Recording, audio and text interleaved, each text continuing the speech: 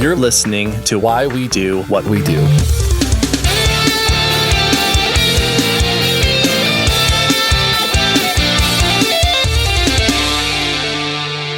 Welcome to Why We Do What We Do. I am your partner on the side host, I guess, Abraham. Hello, and I am the one who knows the research, but not the experience, Selena Davila Schilling. Today, we're going to be talking about births, labors, midwives, and doulas. Yes.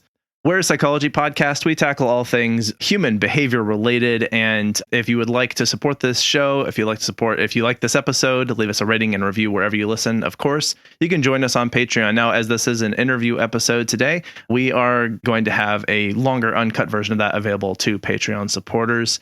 But of course, if you don't have access to that, just a rating and review is always super helpful. And we have so much to cover in what we prepared for in doing this research. We talked about, bringing on an expert, which we did. Yeah, we're going to have Ashley Greenwald join us, Dr. Greenwald, and she is just full of so much information. And I am really ecstatic to talk with her. So yeah, enjoy this interview. All right, welcome, Dr. Ashley Greenwald, and I'm also happy to be joined here with my co-host, Selena. I'm Selena Davila Schilling. I am one of the individuals, in behind the scenes here at Why We Do What We Do, researching and organizing, just wear many hats in a way. And just really excited to talk today with you on this topic. I've gone ahead and put together quite a bit of some research notes here, some questions, just to kind of better understand how this process came to be, some history, and probably most importantly, why are there some maybe stigmas associated with this field? What are they, how they've come to be, and maybe more importantly, but better off, what can we do moving forward to kind of minimize some of these stigmas as well? Yeah, I would like to just ask you to introduce yourself, tell us who you are and what you do. Great. Thank you. Good morning. I am Dr. Ashley Greenwald. I'm a behavior analyst and an assistant research professor at the University of Nevada, Reno. I have been a behavior analyst for, almost 15 years, I think. Wow. Let's go with, I've been a board certified behavior analyst for like 10 and practicing in behavior analysis for an additional 5 beyond that. So so I've got some pretty good experience in behavior analysis. My undergraduate degree was in psychology from the University of Florida. Mm-hmm. And my graduate degrees, both a master's and PhD, are from the University of Nevada, Reno, both in psychology behavior analysis. So behavior analysis has been a huge part of my career, my training. Currently, I serve as the director of the Nevada Positive Behavior Interventions and Supports Technical Assistance Center, which is housed in the College of Education at the University of Nevada, Reno. So that's kind of my day job. And then my passion project and all of my graduate school research and my dissertation was all in the realm of behavioral medicine, and primarily as it relates to childbirth. And so I'm also a certified doula, which I believe is what we're going to be focusing and talking about today.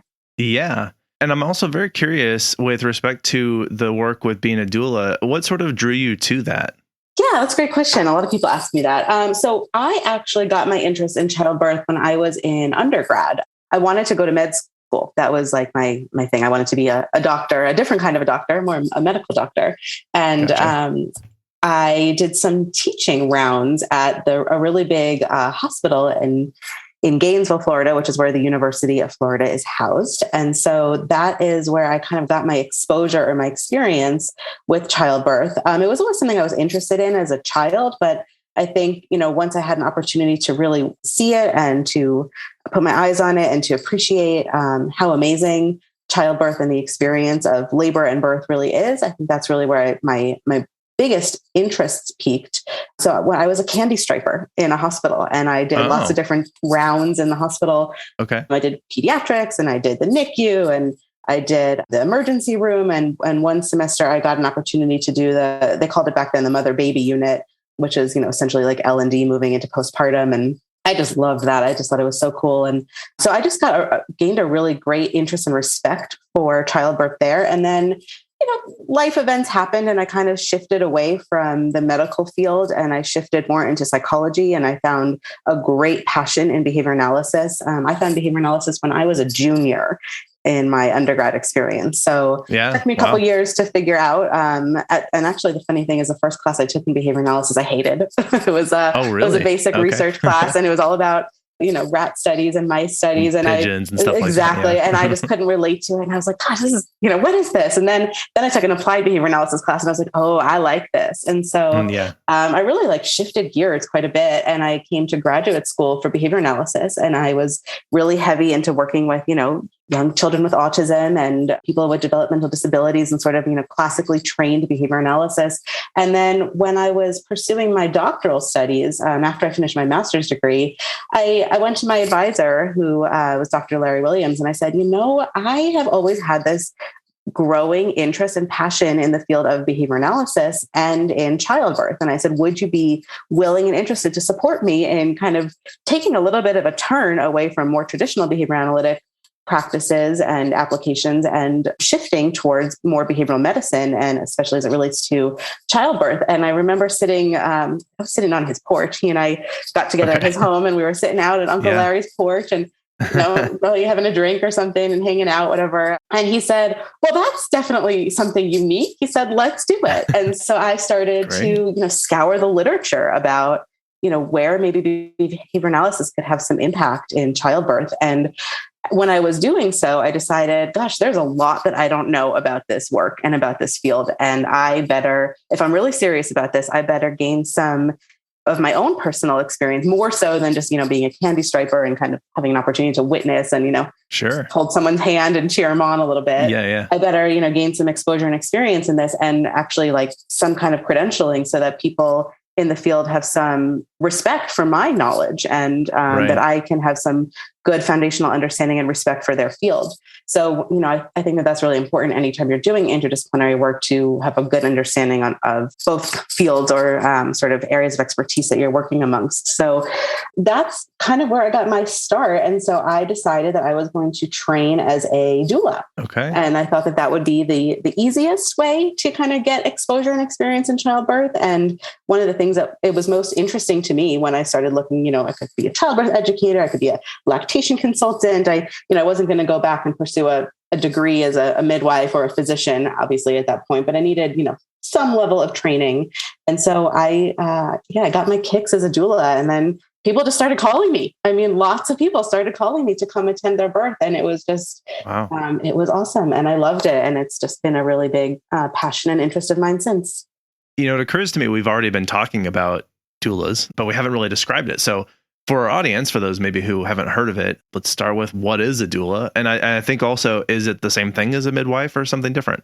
Yeah, great questions. So a doula and a midwife are very different. Okay. A doula is someone who is trained as an emotional and a physical support person.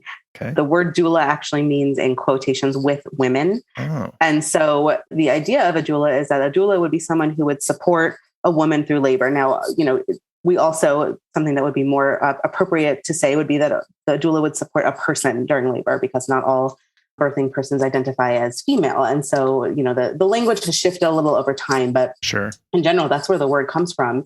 So, and contrary to that, a midwife is someone who's trained as a medical professional. So they have extensive medical training, very similar to a physician. A midwife is someone who supports someone who would be considered a low risk pregnancy. And whereas an obstetrician who is trained in surgery would be considered someone who could support either low risk or higher risk pregnancies. So that, that side is the medical side. And then the doula side is more of the emotional, physical kind of support side. So it's like a birth coach or a birth companion. Okay. Oftentimes I've been called a birth Sherpa. A birth Sherpa. Yeah. I like it. I was thinking like a birth life coach, but I kind of like birth Sherpa. Yeah, sure. Yeah, let's go with Sherpa. So I really like your breakdown, of the terms here and your historical background, with how that came to be. So one of my first questions is there any gender specific requirement when it comes to a doula or a midwife? Man, I didn't think about that. Such a good question. Yeah, that's a great question.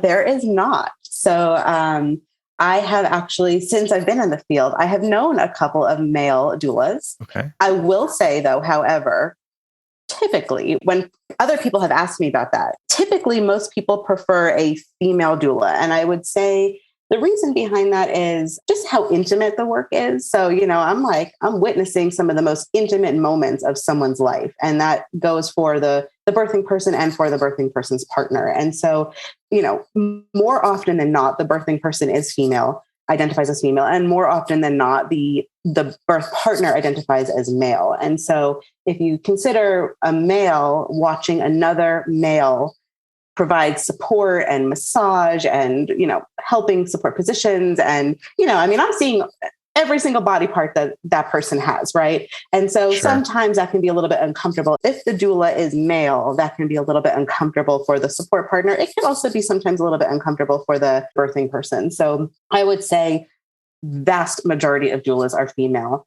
From the midwife perspective, I think, it matters a little bit less, I would say, because they're much more medical as opposed to emotional and physical. There are some midwives that are super hands-on and, are getting in there and providing massage and, providing support with positions and coaching breathing and stuff. And then there are also some midwives and providers, obstetricians as well, who, they kind of generally run in at the moment that the baby's going to be born and catch the baby and say congratulations and move on. So I think generally the preference seems to be for female doulas, or the majority of doulas are female, but there are definitely some men in the field, and power to them, because that's a hard role to fill. And I'm sure that they themselves face some stigma around that, but that's a great question. I really appreciate that. And it's the amount of detail that is involved. I think it is, kind of necessary to be aware of. So I really do appreciate that. And I do appreciate too that, there really isn't a gender requirement.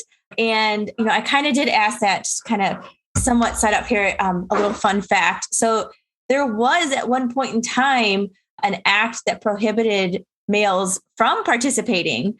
And there is some strong history as to why and how that came to be. But in 1951, there was a Midwives Act that banned men from working as midwives altogether.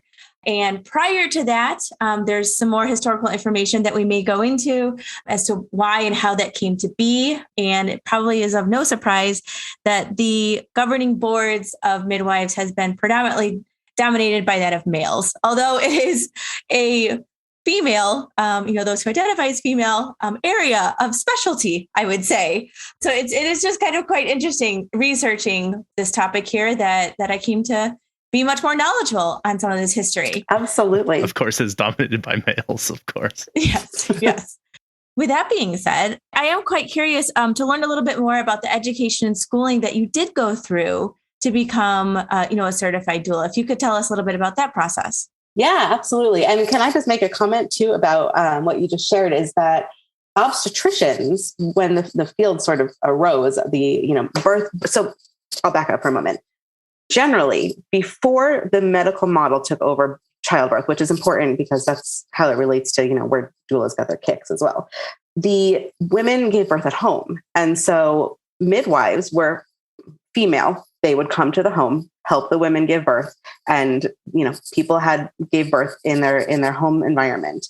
I think it was in the 1850s. I actually don't remember the exact date off the top of my head, but that's when the field of obstetrics started to take over the management of childbirth. And in this country, in the United States, birth moved from home into the hospital. And so that's where we started to see a significant rise. 1869. Thank you, Selena. That's super helpful. And I knew it was around that time. So that's when birth moved into the hospital. And that's when the field was predominantly dominated by males in the profession of obstetricians.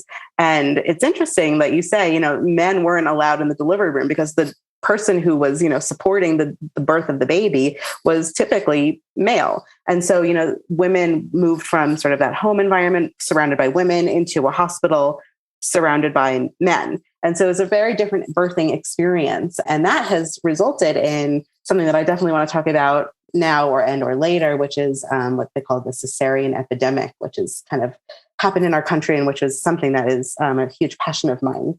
Oh my gosh, you're getting into the cesarean epidemic, and that's something true that I really want to touch on as well. So I guess maybe let's just go over the some of the education, and we can then flow probably naturally into the medical model, how that came to be, some of those requirements, and then also touching on the cesarean epidemic, which is It is concerning. And I'm really glad we're going to highlight that. Okay, we're going to interrupt this important discussion to bring you some unimportant advertisements. All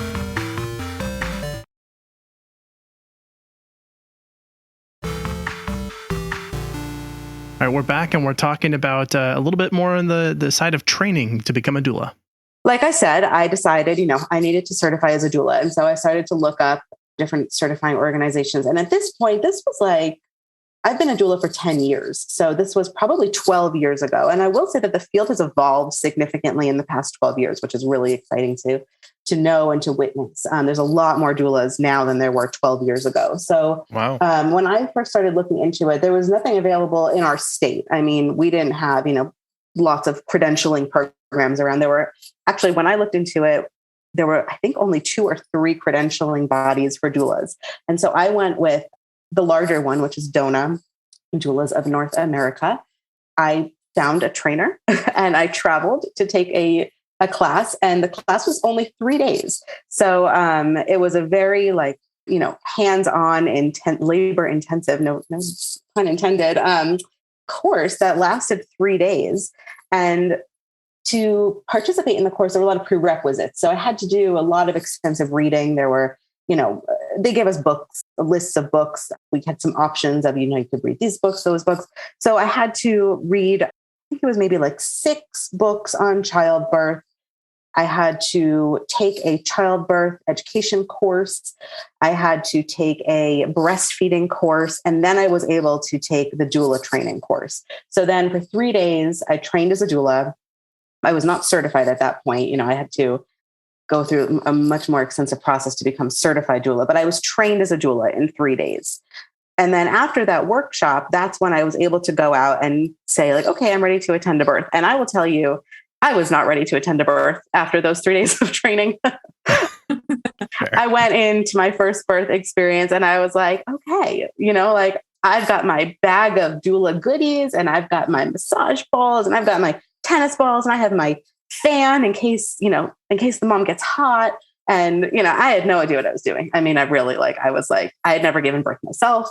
I had no idea what I was doing. And so I just kind of, hung out and cheered her on, and we had a great time. It was actually a really great experience. It was a friend of mine who let me come to her birth, and we had a wonderful time, but I had no idea what I was doing. And then, sorry, was that a home birth or a hospital birth? I was in the hospital. Okay. It was a hospital birth. So I had no idea what I was doing. It was great experience and exposure. I'd never been to a birth here in Reno. Every hospital is really different. All the providers are really different. And so I did that. And then I had to, in order to get certified, you had to attend 3 births. You had to have, so it's sort of like a peer review process. So I had to have reviews by the medical providers, from the nurses, and then also from the families that I was supporting. So they put all of that information together. So I attended my 3 births. And, with each birth, I gained a little bit more confidence. I felt like, okay, kind of know what I'm doing now. And then the next birth came, I was like, no, I have no idea what I'm doing again. And, every birth is just so different. So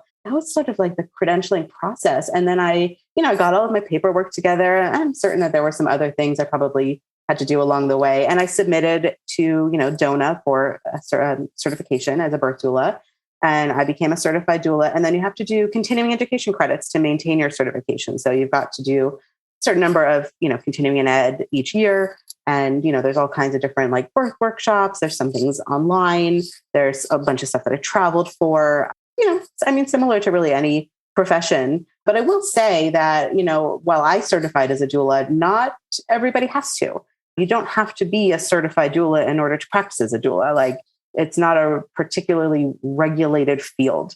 So really anyone can walk into a hospital, or anyone can sign up and create a business card and say, hey, I'm a doula now. And, that seems yeah, it's not regulated. Yeah. Midwifery is very regulated. Okay. Mm-hmm. There's licensure for midwives in every, not in every state, but in a lot of states. Obviously, the medical field is very regulated, but birth doulas are not. Correct. Yeah. And you've maintained your credentialing as a doula? I have maintained my credentialing up until the point. So I actually just let it lapse about a year ago. And that's because I have now 2 of my own babies, and I am not practicing as much as I used to. I'm kind of filling in as a doula once in a while for a friend, but at this point I'm not as active as I used to be. So when I was an active birth doula for about 8 or 9 years, yes, I was certified as a doula. At this point, currently, right now, I am not certified. I would just have to probably resubmit my application and regain my certification. But I did let it lapse in the pandemic. Gotcha. So are there any prerequisites to have your certified doula? Like, do you need an associate's or a bachelor's, or is it an educational course you can start at any point in time? You can start at any point in time. Okay. There is no educational prerequisite to become a birth doula. Yeah. I assume you have to be 18. I would assume that as well. And to be honest, I am not positive.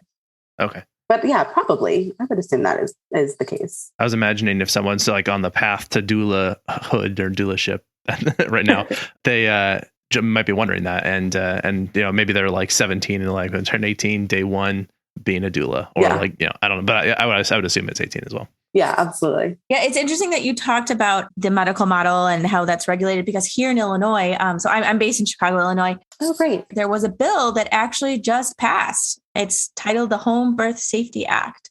And this just passed regulating and requiring licensure for midwives here in Illinois. So this is going to create a bit of a shift and is going to impact a great deal of individuals, perhaps even limiting some access now. And so this has been something I kind of have been following and looking to see what's going to be the impact of this now. Yeah, we had a similar bill go up in legislation this year in Nevada as well. And actually our bill did not pass. It was also around the licensure of home birth midwives. But there's a lot of people that are really outspoken against licensure of home birth midwives. So, there's some benefits of having licensure would be that the field is more regulated, more protected. Consumers are more protected. There's, certain standards put in place. The downside to that is that, a lot of people feel in sort of the more natural birth community, more physiological approach to birth, they feel that they should have a choice of their providers, that they don't necessarily want to have someone who has to be, regulated and follow certain procedures, that they want to be able to choose a provider, choose sort of a more traditional midwife, as opposed to a more modern midwife. And, there are some midwifery schools that have, that are accredited. And then there are some sort of midwifery training programs that are not. And that would become a barrier. So a lot of the home birth midwives are very vocal against licensure, which is really interesting. So right now, currently, Nevada does not have licensure around home birth midwives, but that is likely to change very soon.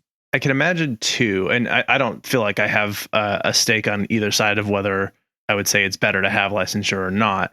But I have heard the argument from other people from different licensing or who are in fields where there's licensing requirements, that there's also a concern that who then controls the licensing board. Mm-hmm. Because if it's not someone who's sort of knows what you're doing and what you're up to, then it can feel like you just have this command from on high from people who are not working in the best interest of you or the people that you serve. And that has legitimately happened in places where a board that becomes the licensing board takes over and they don't know really how this field is supposed to operate. And so they make up all these regulations and stuff that either don't really fit very well, or they are maybe too broad, or they don't take into consideration certain things. And so that might be another reason that there's some hesitancy against having some regulations like that. Absolutely. And I think that the field probably fears that they would be, again, dominated by obstetrics. Right. And that, obstetricians would likely run the licensure board, be, part of the licensure board. And that, I think, is something that some midwives feel that would be wonderful. And some midwives feel that would be terrible and really conflict of interest. Yeah. Yeah. And I feel like I can see both sides personally, but I also don't know the nuances there. So yeah, then there's also just a bit of like a cultural component too, because when you have these regulations come in, it really does kind of minimize, or it doesn't highlight for those who perhaps have been practicing this for generations, or for there's been information passed down from multiple generations as well. So although it may not be meeting, that of like a state regulation or a governing licensure, there is knowledge and applied practice that may not also be written in a textbook. And, really just that is minimizing it and not, or at least not including it in some of these areas. And, there's just a great deal of hesitancy when there comes, perhaps an erasure of cultural practices. And, it's within the research that was going on with this one, it was quite interesting to see just how from the 1700s, 1800s, 1900s to the 21st century, just the medical model coming in more and more and more. I think there might be a good seed as to why but then different regulations come in place. And yeah, it's a kind of a complicated area. Yeah, absolutely. Well, and the medical model, I mean, there's obviously great medical advances and technology that's available to birthing people if you do give birth in a hospital. But, also, any intervention that you put insert into a natural process. So I'm talking about, people that are otherwise healthy, low risk pregnancies. High risk is a different scenario, but the majority of birthing persons are low risk, right? So low risk person going into a hospital and, accepting interventions in an otherwise natural process is going to result in what's considered the cascade of interventions, which kind of results in more and more and more need for intervention, which has largely resulted in that like very high rate of cesarean sections that we're seeing. And so I think that, as it relates to some of the licensure boards and the, regulation of the field of midwifery, especially like home birth midwifery, people are really hesitant to like have interventions in their homes. And so much so that there's sort of a movement to unassisted birth. So unassisted birth, meaning no medical provider present. There is no, medical prenatal visits. There are no, medical providers present at the birth, and that, some people are feeling like they want to give birth by themselves with their support partners, their spouses, their family, and, let it be the natural process that it is meant to be. So that there's also sort of a shift that way too. Yeah. It's just, the cultural perspectives are really interesting. And then there are majority of people say like, no way I'm giving birth without, a doctor and an epidural there. Yeah. So you've got like a real sort of dichotomy in yes. birth preferences. And I feel like this is a really good segue into the cesarean, procedures that are on a very, very high rise right now. And so I think that should just be kind of a good breakdown too. So when a child is being born, there's really one of two ways that this individual needs to come earthside here. There are vaginal births, and then there is cesarean, which is that through, I'm not going to be probably the best one to explain this, but primarily through the abdomen area. So one of two ways that this individual needs to come out. There is not any other alternative, although I'm sure many women would wish otherwise. So with that, could you kind of give a little bit of a breakdown into what goes into a cesarean procedure and the steps beforehand that is much different than that of maybe a natural and or vaginal birth? Actually, we're going to leave you on that cliffhanger. Break for just a second, and we will be right back.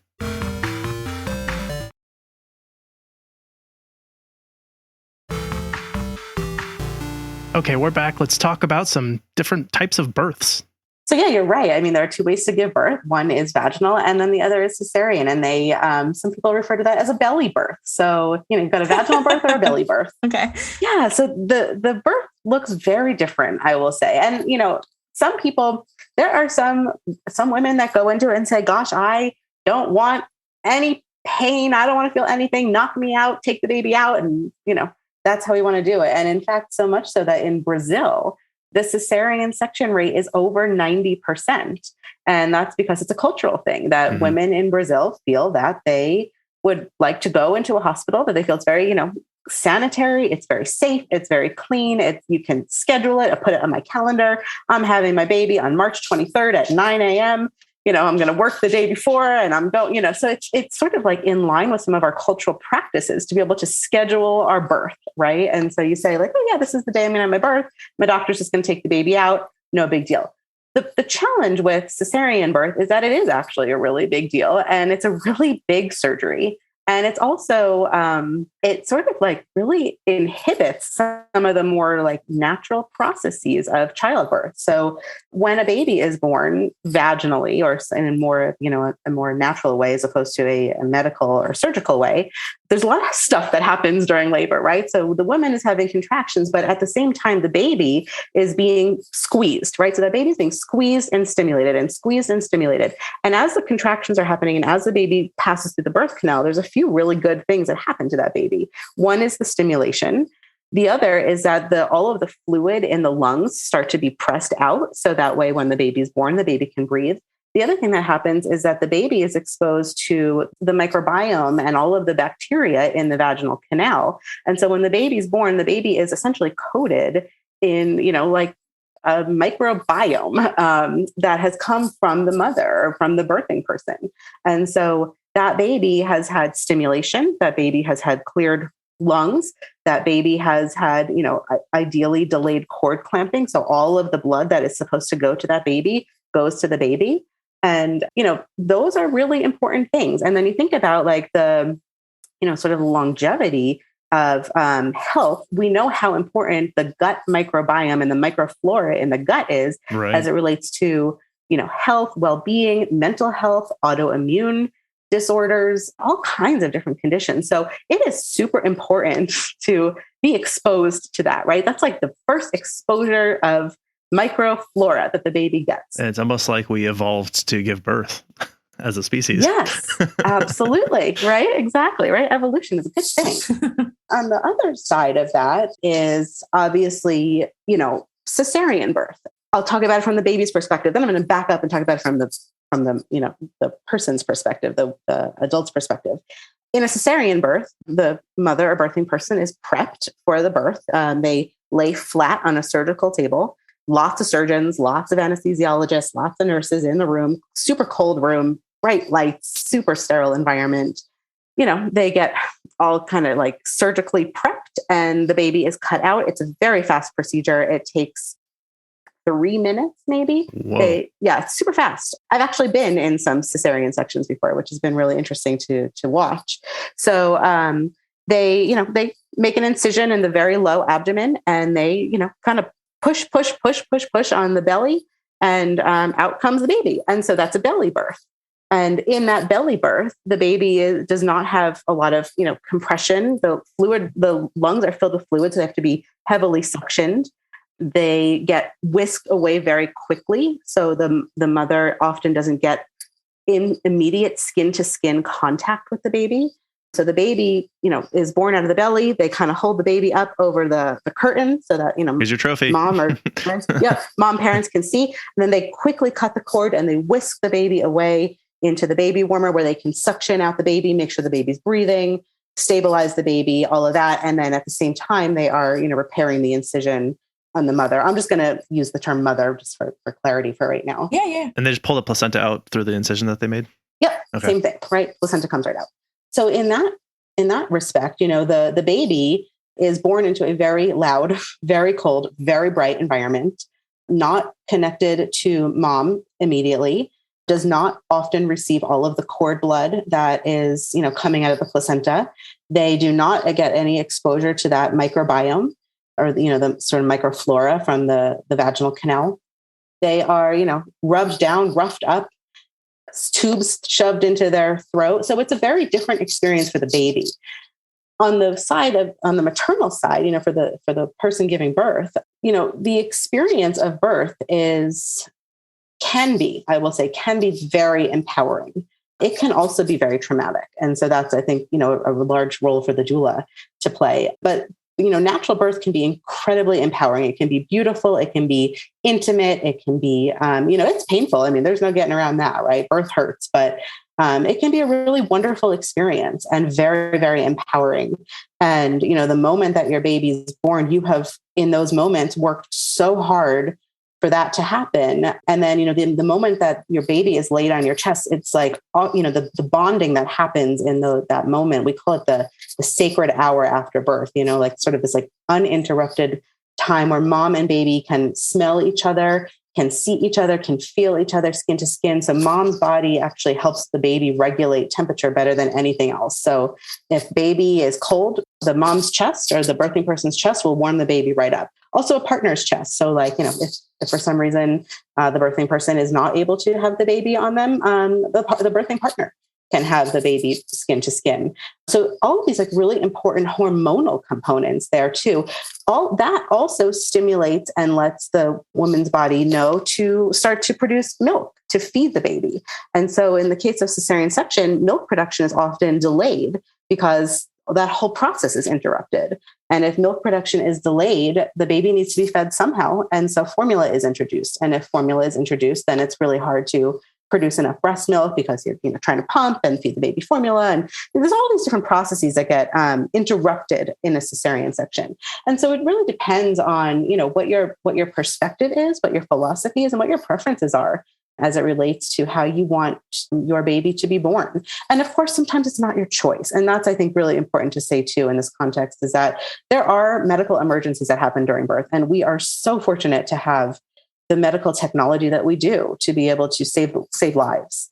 However, there's a lot of interruption of natural processes that result in medical emergencies when you give birth in a hospital. So, you kind of, you balance pros and cons, right? And also somewhere in there, you've got to make sure that you've got your preferences recognized, heard, and supported. Yeah.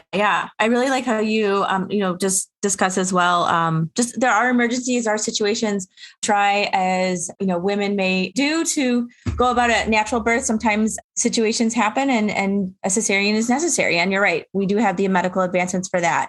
And you gave a wonderful, really lovely description too of, the benefits of a vaginal birth, so much connecting. And I think that's really great to highlight. And, one other variable that is necessary to also talk about is just getting down to that brass tacks here, the finances, the costs of all this. So if you are fortunate enough to choose to have a cesarean birth and to schedule that in your calendar, mark it off there, little to-do list, you also are going to have the privilege and the resources to pay for that, because that is sometimes twice the amount of cost, even with insurance for childbirth. The cost of a vaginal delivery, with insurance is still between $5,000 and $11,000 in the US here. Mm-hmm. So this is, welcome to Earthside. Where do I start the IOU? Yeah. Birth is super expensive, and cesarean sections are actually upwards of $60,000. Mm-hmm. So You're right. I mean, if you are an uninsured person, that would not be your birth preference, right? And so that's why also a lot of people choose to give birth at home, is because if you hire a home birth midwife, they cost approximately between $3,000 and $6,000, I believe. A hospital birth is about $6,000 to $11,000, like you said, spot on. And a cesarean section is upwards of $60,000. Yep. And so, the doula plays a really important role in that, because there's a lot of research that supports that doulas lower the cesarean rate, and doulas lower the rate of use of analgesic epidurals and medications. And so, the cost savings alone, just by having a doula, don't even worry about like the mental health components that are associated with having like that kind of good support. But the cost savings alone, I mean, a birth doula typically pay between, like, I would say it depends on where you live, but between, maybe $1,000 and $2,000 for a birth doula. And, the cost of an epidural is about $2,000, so it's just from like the financial component. I mean, it makes sense to invest in a doula. It makes sense for insurance companies and Medicaid. It is, really staggering. And I don't think there's maybe enough awareness on this. I know sometimes when you sign up for insurance, you get, all these lovely scenarios of, if you have diabetes or if you were to give a birth, here's a breakdown of what you would potentially pay if nothing goes wrong, if an absolutely perfect birth, everything to the T is as it should be, to which I really am quite curious. What are the statistics of this statistic actually occurring? Because it just seems like a really nice, this is a possibility, and we're going to give you the lowest amount possible that you could pay. But then when it actually happens, hello, sticker shock. Mm-hmm, absolutely. And you think about it from the contingencies that weigh in on the obstetrician side. I mean, like, first of all, for an obstetrician, doing a cesarean section is great because it's fast, it's easy, it's clean. It's, they have done the very best that they can possibly do. And they've used all the technology that they have available to them, and they make the most money. From the perspective of them having a vaginal delivery or a more natural birth, they have to wait around the hospital. They have to sit in the room for sometimes hours while a woman is pushing.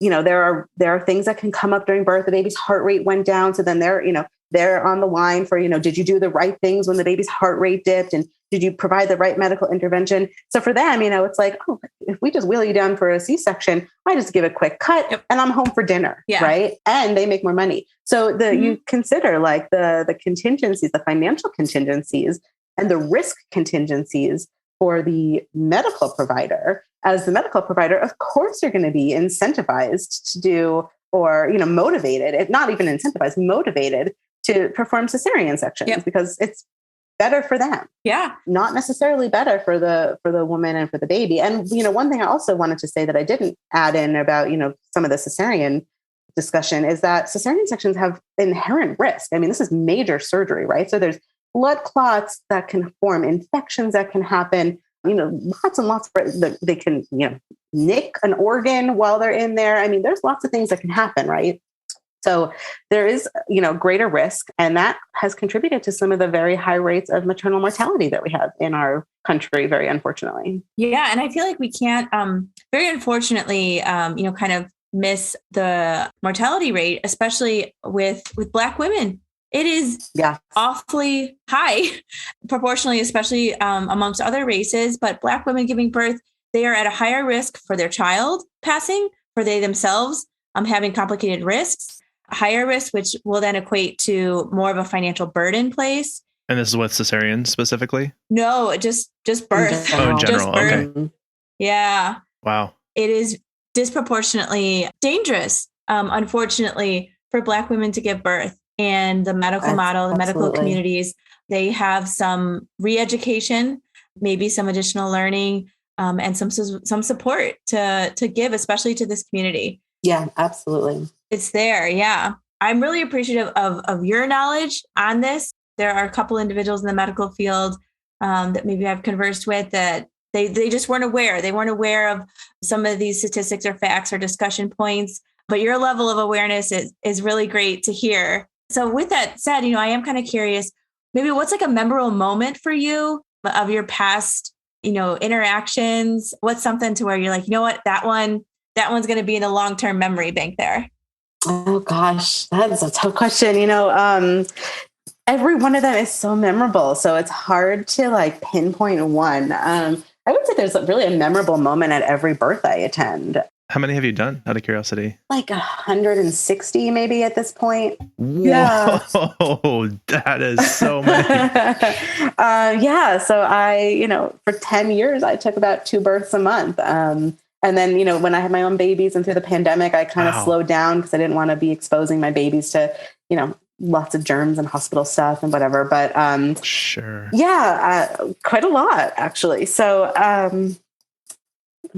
don't know, Selena, that's a really tough question. There are some births, of course, that really stick out in my mind because they were really amazing and really empowering. And, I think the ones that I have enjoyed personally the most are the ones where, so there's something called a VBAC, which is a vaginal birth after cesarean. Mm. So for one reason or another, someone went into the hospital to give birth and they may or may not have wanted to have a natural birth, but they had a birth in a way that they didn't feel supported. They didn't feel comfortable. They maybe thought about it as traumatic. And whether it's a VBAC or whether it's just, it's sort of a traumatic experience, it's really awesome for me as a doula to be able to support someone like that, because there's a lot of, sort of emotional healing that takes place when you feel empowered and then you are able to give birth in the way that you want to. So it's even more triumphant in those moments than maybe someone who's having the baby for the first time and they're having this beautiful experience, but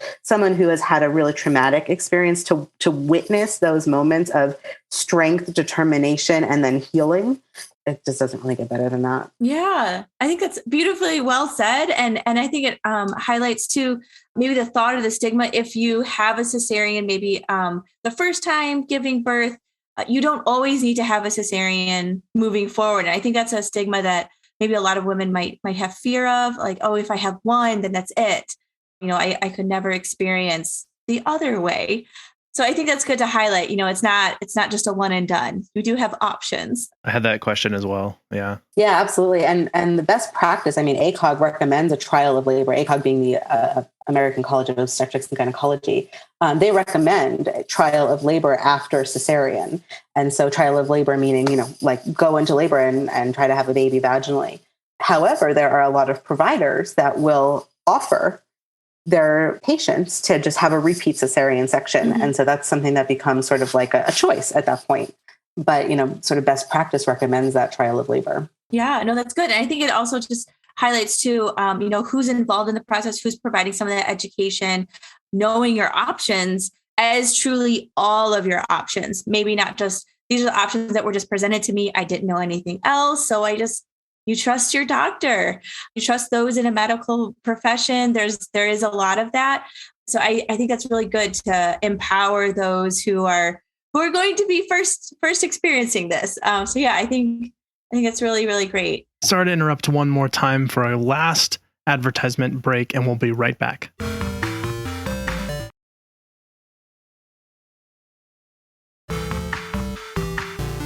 Okay, we're back. Let's talk about how knowledge is power.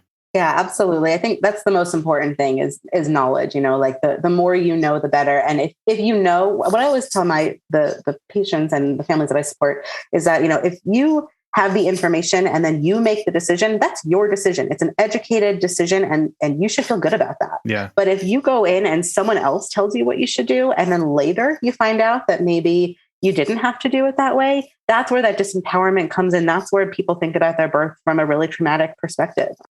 Birth is painful. And honestly, the pain is not the traumatic part. It's it's the inability to sort of be in control of your own decisions, your own choices, and be forced into situations that you're not necessarily comfortable with, or frightened into situations that you're not necessarily comfortable with. It's really, really unfortunate. I like the idea that birth is painful, not necessarily traumatic. Absolutely. But that there can be trauma that can accompany that for sure. So I have a couple of quick little tidbit things I'd love to ask you about just real quick. One is the logistics of birth with multiple children. If there's a difference in the approach there, as from your perspective, if you know that they're having twins or triplets, or what's the highest number you've experienced, and if you have a different approach depending on the number of kids coming out. Yeah, cool question. I have supported several women who have had twins. I've never done any more than that. Okay. I've never been at a birth of triplets or more. That when you have multiples, it's considered high risk. Okay. So it does change the environment and the factors a little bit. You're going to have a little bit more, sort of monitoring, perhaps a little more medical intervention, but absolutely. I mean, you can still have a natural birth with twins. I don't know about triplets because I've never, really supported that. I've not done a whole lot of extensive research that. And, as you get into the higher multiples, that becomes more and more high risk, especially with the risk of sort of, premature labor and things like that. But twins, I mean, you can absolutely have a vaginal birth with twins. That's a great thing. And I've seen it many times, and super cool to watch a twin birth. Yeah. Witness that. Yeah, I bet. The other question I had just thinking about this and moving forward, it's been really cool to learn a lot about this whole process, and there's lots of amazing history, I think, in all of this. But something that I always love to make sure I tackle in any topic where relevant is misconceptions that people may have about this. And so if you could speak to what some of the misconceptions people may have about doulas and sort of, correct those. I would say probably the largest misconception about a doula is that we are, sort of like this like crunchy, hippie, all loving, spiritual, going to bring the incense. Yeah, you definitely got Birkenstocks. Right. Well, hey, I totally wear Birkenstocks to birth. Don't knock the Birkenstocks. But it's going to be this like seance, right, in your birth room. That is, I mean, there are definitely some doulas that practice like that, and sure. I'm happy to get down with some, alternative practices that people want it. But also, there are a lot of doulas that are very well educated and very knowledgeable and really up on the science and research behind birth and can help to disseminate accurate information. So I think that that's really important misconception. The other misconception is that sometimes people fear that doulas will take over the role of the birth partner. And so, what I see a lot of times is when I go on an interview, sometimes the dad or the birth partner will say to me, well, I really want to be there for her. So, I don't really know why we're hiring a doula. And what I always say is, it's my role is not to replace you, right? I am there to support you. And one of the things I think is so important to consider in birth is that, the support partner or the dad, you think about this is a very low rate behavior, right? Or set of behaviors. So you're going to give birth. The average person in the US gives birth, I think it's 1.6 or 1.9 babies per person, right? And so per person who gives birth. So maybe you're going to have 2 chances at this, right? On average. And so having an opportunity to take a childbirth ed class, right? With no there's no kind of, probes for knowledge gain. There's no generalization of skills. I mean, as behavior analysts, right, we could get super nerdy and geeky about like, how does those skills translate into the birth environment, which is what my research was on. So like, I'm super happy to get nerdy about that. Sure. But those skill sets don't generalize into an environment, and especially an environment which is high stress. It's novel. You've never practiced those skills there before. It's a lot more intense and emotionally intense than you anticipated, even as a birth partner. So, watching someone that you love be in that amount of pain, sometimes distress, that can be really challenging. And also sometimes birth lasts for days. So no sleeping, no eating, stressful environment, lack of skills, like you're not going to know what to do. So I have seen many birth partners just kind of stand there and be like, I have no idea what to do right now. And so having a doula is so helpful because oftentimes instead of replacing the partner or interfering with that, beautiful bonding moment and opportunity between the birthing person and their partner, I can actually help support the partner. Right. And so usually what happens is like sometimes the dads, when they're hiring me, or the birth partners will be like really skeptical of me. They're like, oh, we don't need a doula. I don't need a doula, but my wife really wants this. So let's just go for it.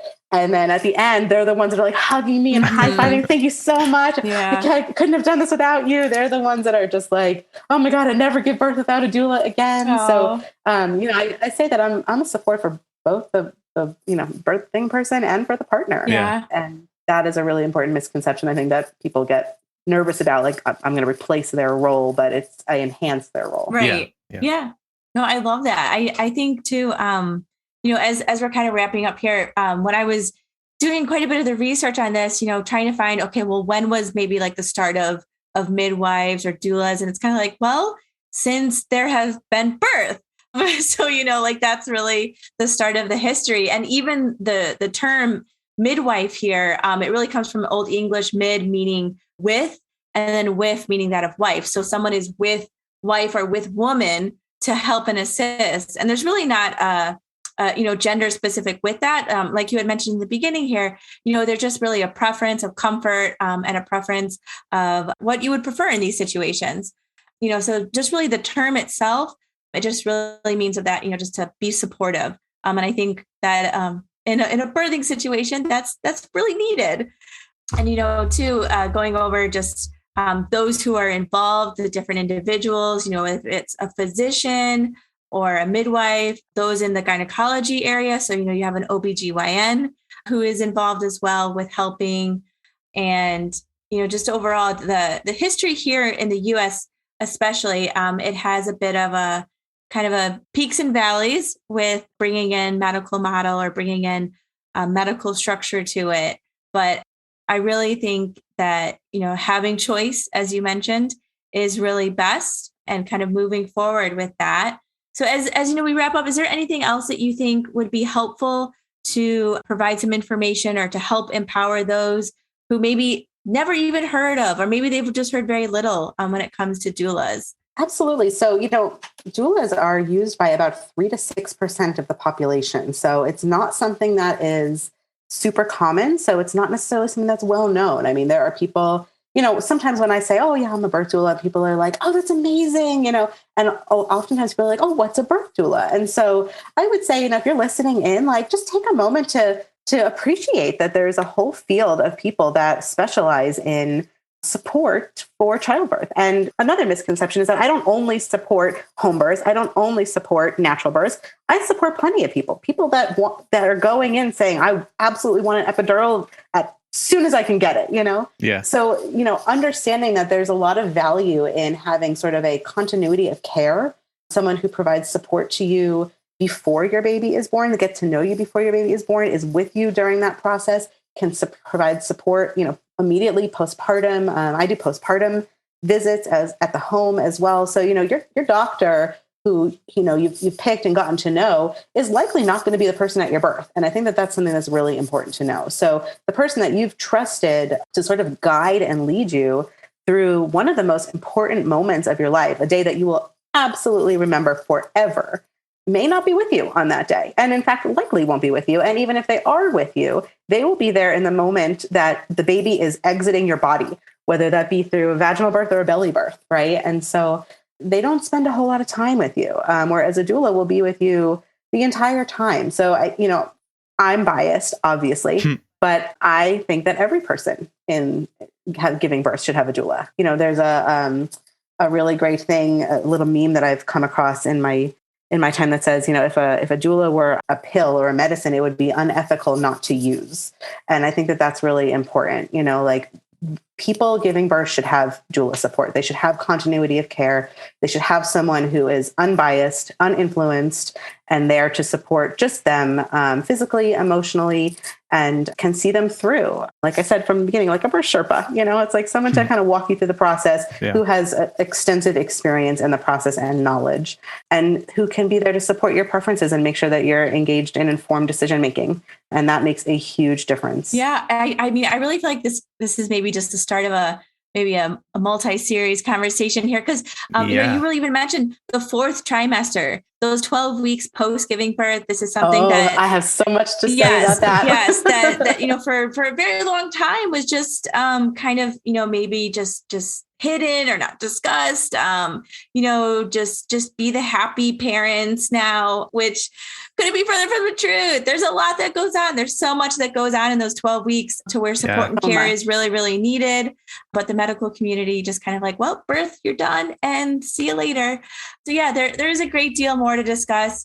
But Ashley, I'm really appreciative of your time today and really just breaking down a lot of misconceptions, bringing to light some powerful information. It's just really been a pleasure speaking with you today. And I really look forward to speaking with you again. Thank you. Yeah, absolutely. I'd love to, come back and do a 4th trimester postpartum talk if you guys are into it. Yeah. I've got plenty of things to say about that. Yeah. I still have so many questions, and I feel like, which is good. It's one of those conversations where I think a good conversation results in you wanting to keep having that conversation. And I feel like we could just keep talking all day, with the implications and the logistics and the considerations and just all the stuff that I didn't know. And I think is probably true for many people who are listening as well. So I echo that sentiment 100%. Really appreciating your time and your willingness to come on and share your expertise about this topic. We didn't even get to talk about the research that you've actually done and dig into the science a little bit. So sure. I think we'll just have to schedule another follow-up so we can tackle some of those topics as well. But yeah, thank you so much. Yeah, you got it anytime. This is a lot of fun. And like I said, this is a huge passion of mine. I'm actually on the verge of trying to get a couple publications out on this exact topic. Awesome. So that's great. Got some research that I want to share formally. Yeah. I'd love to, I love to talk about birth. So anytime you guys want to engage, I'm happy to do so. Thank you so much for the opportunity. This is a lot of fun for me too. Great. Thanks. And what we've done in the past is that if listeners want to reach out to you, we tend to have them just email us and forward it to you. Or if you are comfortable, you can just share contact information on the podcast and people can reach out to you directly, but don't feel obligated to do that at all. Sure. I mean, I get lots of emails about birth because I've got a couple of recorded lectures and stuff out there. I've got a TED Talk. So if you'd like to reach me, my email address is probably the best thing to do. Greenwald, green like the color, WALD @unr.edu. Perfect. All right. Well, I want to say thank you again so much for your time, and we'll look forward to having you back on. Awesome. Thank you both. Have a great day. Thanks. As we went into this conversation, we had so much fun. This is probably going to be just a part 1. And we're planning to have Dr. Greenwald back for a future discussion because there's just so much more to cover, and probably you'll have questions as you're listening, and we had those same questions. So we're already in the works scheduling a follow-up discussion about this. Okay, so we'll have that follow-up for next time. So tune in then. In the meantime, we have some things to recommend. I'll let you go first since you don't get to co-host with me very often. So I'm happy to have you here. So why don't you take the lead on recommendations?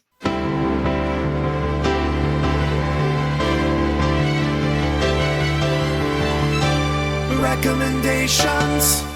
Very happy to be here. All right. So I have 2. I really just can't ever just give one. And they're books. No surprise there, maybe. But the first one is The New Jim Crow by Michelle Alexander. And this is discussing the mass incarceration during the age of colorblindness here. There's a lot of history, facts. It's a bit of a heavy read, but I think it's necessary to know the history. Yeah. And then the second one that I have here is Even the Rat Was White. This is a historical view of psychology, and this is by Robert Guthrie.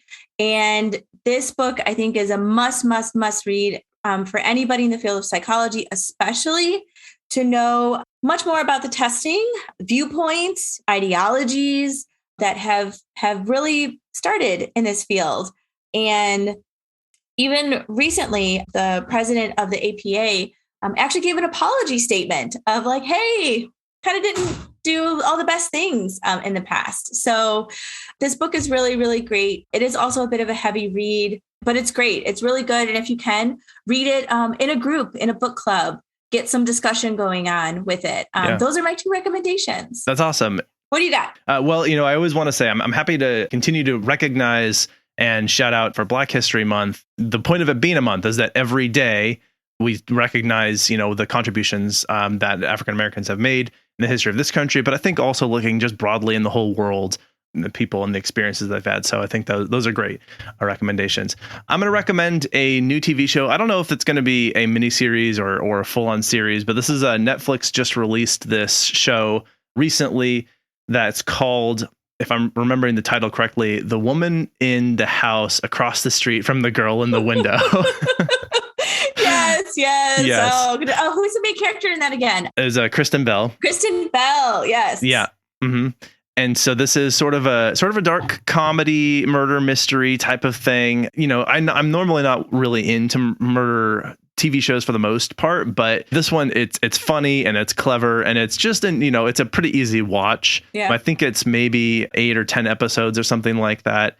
And so it was a lot of fun. So that's my recommendation for today. Awesome. I saw that, watched the trailer for it. It's on my list. Had some good giggles with it. So yeah, I'm excited for that one. There's a few really good sight gags where they don't necessarily draw your attention to it, but if you pay attention. And one I'm just going to spoil a little bit for everybody is just they constantly talk about her drinking as part of the show. And I think that's in the trailer, so I'm not giving anything away. Yes. But just at one point they show the bowl of corks that she's got is just huge from like wine bottles. And it's pretty funny. Not a goal moment there. No, would not recommend that. Right. Yeah, definitely not. So nice. For all of our listeners out there, if you have something to say about birthing or doulas or postpartum or anything and you would like to reach out to us, please do that. You can reach us at our email info@wwd podcast. Of course, we are on all the social media platforms. We're getting increasingly active there, where we've always had people sort of part of it, but we are ramping up our efforts. So reach out to us. We're happy to talk to you and hear what you have to say. And oftentimes those things make it to an episode as a piece of listener mail. In addition, this podcast would not be able to happen without the help of some amazing people, the people who are our Patreon supporters, with special thanks to Amanda, Kathleen, Joshua, Justin, Justine, Kim, Kostia, Layla, Megan, Mike M, Mike T, Shauna, and the Daily BA are all supporters of the show. And then the team that makes this possible includes Justin, Shane, you, Selena, of course. Thank you so much for being here. Kyle and Alan. And of course, thank you to our listeners. Thank you for joining us today. And we hope to hear from you. I don't think that's all that I have. Do you have anything else? No, that's it. All right, then this is Abraham. And I'm Selena Davila-Schilling. We are out. Bye. You've been listening to Why We Do What We Do.